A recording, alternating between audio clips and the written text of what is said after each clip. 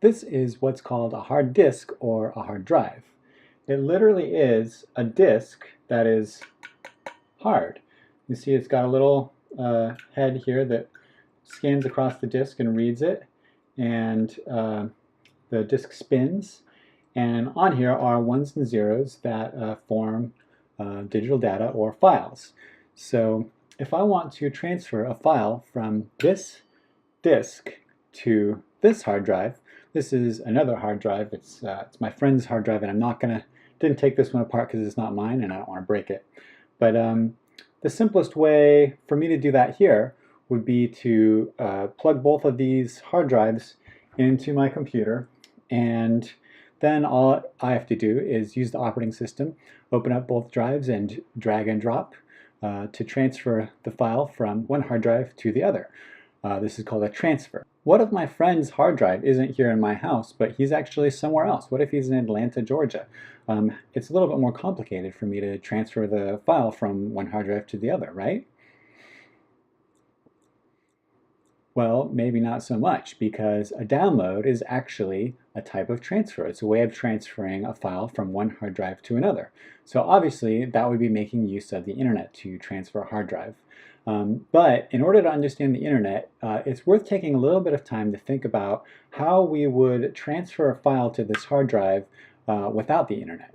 So without the internet, probably the most likely thing would be that I would have to physically move this hard drive to Atlanta, and then my friend could plug them into his computer and transfer the files.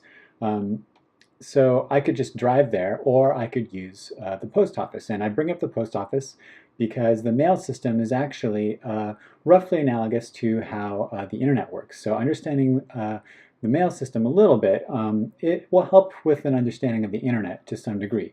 So I don't know a lot about how the mail system works, actually, but I do know, for example, that when I package this hard drive up and put an address on it, I start with the most general. I start with like United States if it's going out of the United States, and then I put the state, then I put the city, then I put the street name, then I put the street number, then I put the person's name, and then you can modify it from there with even more specific things. So you could do an apartment number, or you can do care of.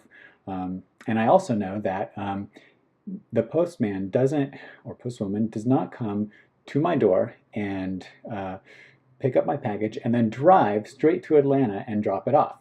No, there's actually sort of like a network of post offices that come into play. So first it goes to my local post office, and they look at the address, they read it from the bottom up, and they decide, okay, does this need to go to another post office that's higher up, or do we have jurisdiction over this address, and can we send it out from where we are?